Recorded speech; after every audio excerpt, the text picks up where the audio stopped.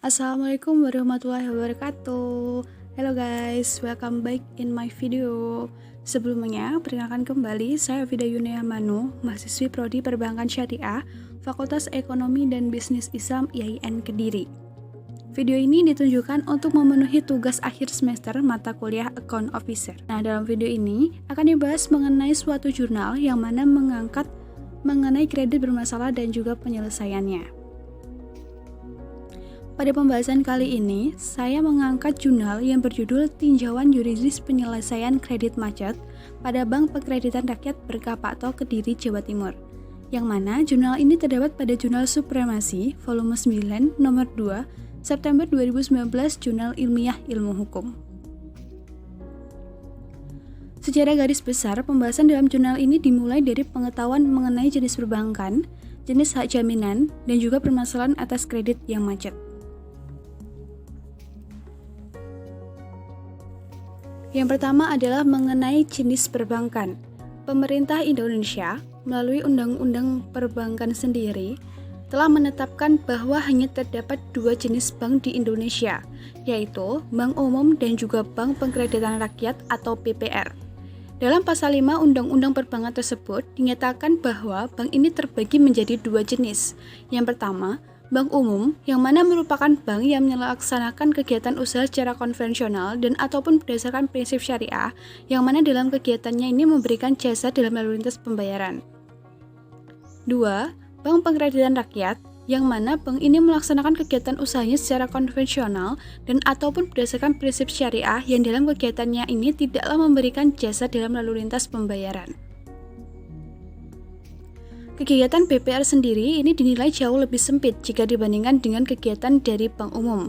Ketentuan pasal 13 Undang-Undang Perbankan usaha BPR ini meliputi yang pertama menghimpun dana dari masyarakat dalam bentuk simpanan berupa deposito berjangka dan ataupun bentuk lainnya, yang mana dapat dipersamakan dengan itu. 2. Memberikan kredit. 3. Menyediakan berbagai pembiayaan dan juga menempatkan dana yang mana berdasarkan prinsip syariah ataupun sesuai dengan ketentuan yang telah ditetapkan oleh Bank Indonesia, serta menempatkan dananya dalam bentuk sertifikat Bank Indonesia, deposito berjangka, tabungan sertifikat deposito, dan ataupun tabungan pada bank yang lain. Yang kedua adalah mengenai hak jaminan kredit. Terdapat dua jenis hak jaminan kredit yang mana dapat dipakai dalam praktek di masyarakat, yaitu pertama, jaminan material, yang mana jaminan kebendaan mempunyai ciri-ciri kebendaan dalam arti ini memberikan hak mendahului di atas benda-benda tertentu dan juga mempunyai sifat melekat dan mengikuti benda yang bersangkutan. Kedua, adalah jaminan imaterial, yang mana jaminan perorangan yang tidak memberikan hak mendahului tetapi hanya dijamin oleh harta kekayaan seseorang lewat orang yang telah menjamin perikatan yang bersangkutan. Yang ketiga adalah permasalahan atas kredit macet. Ketika muncul ketidakmampuan ataupun menurunnya kemampuan dari seorang debitur untuk dapat membayar angsuran kreditnya, ini merupakan suatu hal yang bisa dikatakan gejala awal dari timbulnya suatu kredit yang macet. Apabila seorang debitur ini sengaja untuk tidak melunasi hutang yang dimilikinya maupun tidak menempati batas waktu pengembalian utang, maka jaminan dapat digunakan untuk mengganti utang. Oleh karena itu, suatu jaminan kredit ini haruslah ada pada setiap pemberian kredit oleh BPR.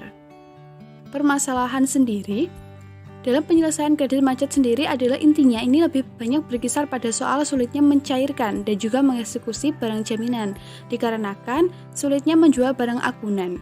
Maka tak heran jika harga barang yang akan dilelang ini menjadi jauh di bawah harga normal atau bisa saja berkemungkinan untuk tidak ada peminat yang membeli barang agunan tersebut. Dalam mengambil jaminan sendiri, pihak bank ini tidak diperbolehkan untuk melakukan suatu pemaksaan, tidak dikarenakan hal tersebut merupakan tindakan yang melawan hukum. Oleh karena itu, permasalahan kredit bermasalah sendiri memerlukan penyelesaian yang bijaksana, di mana para pihak ini tidaklah merasa dirugikan.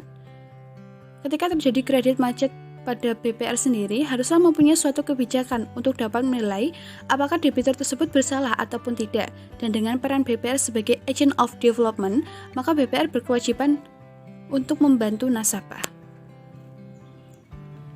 membahas mengenai metode penelitian yang digunakan dalam jurnal ini. Tipe ataupun jenis penelitian yang digunakan adalah penelitian deskriptif kualitatif, yang mana merupakan prosedur pemecahan masalah yang sedang diteliti dengan menggambarkan dan juga melukiskan keadaan objektif pada saat sekarang, yang mana berdasarkan fakta yang tampak dan juga sebagaimana adanya. Pendekatan dalam penelitian ini menggunakan metode pendekatan yuridis sosiologis, yang mana merupakan suatu usaha untuk dapat menjelaskan permasalahan yang diteliti dalam praktek di lapangan, yang mana dengan membandingkan dan juga meninjau menurut peraturan yang berlaku dan menjelaskan realitas empirik di masyarakat.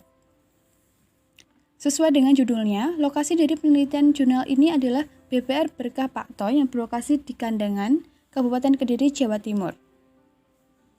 Pengumpulan data yang diperlukan sendiri berdasarkan studi kepustakaan dan juga studi lapangan, yang mana ini ditempuh dengan cara observasi dan juga wawancara. Mengenai pembahasan lebih lanjut, yaitu adalah mengenai bagaimana kredit itu digolongkan menjadi kredit macet apabila terdapat beberapa hal sebagai berikut, seperti tidak dapat memenuhi berbagai kriteria dari kredit lancar, kurang lancar, dan juga kredit yang dilakukan. Dapat memenuhi kriteria kredit dilakukan, tetapi setelah jangka waktu 21 bulan sejak masa penggolongan tersebut dilakukan belum terjadi pelunasan pinjaman ataupun usaha penyelamatan kredit. Penyelesaian pembayaran kredit yang bersangkutan ini telah diserahkan kepada pengadilan negeri ataupun badan usaha piutang negara ataupun telah diajukan permintaan ganti rugi kepada perusahaan asuransi terkait. Suatu kredit sendiri dapat digolongkan menjadi kredit yang macet ini apabila terdapat kriteria yang dipenuhi, seperti terdapat tunggakan angsuran pokok dan ataupun bunga yang telah melampaui 270 hari. Adanya kerugian operasional yang mana ditutup dengan pinjaman baru. Dan dari segi hukum maupun kondisi, jaminan ini tidak dapat dicairkan pada kondisi ataupun nilai yang wajar.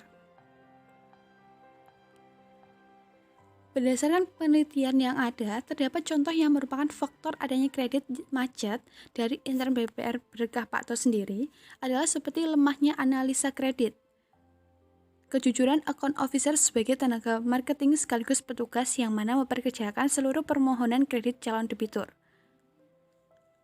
Account officer sebagai tenaga marketing dalam mengejar target. Kurangnya monitoring serta juga pembinaan terhadap nasabah yang masih aktif kreditnya.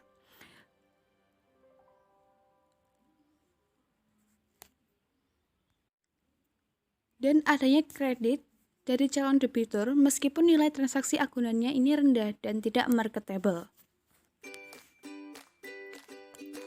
Setelah kita membahas mengenai pembahasan sebelumnya, maka kita sampai pada pembahasan inti, yaitu penyelesaian kredit yang macet.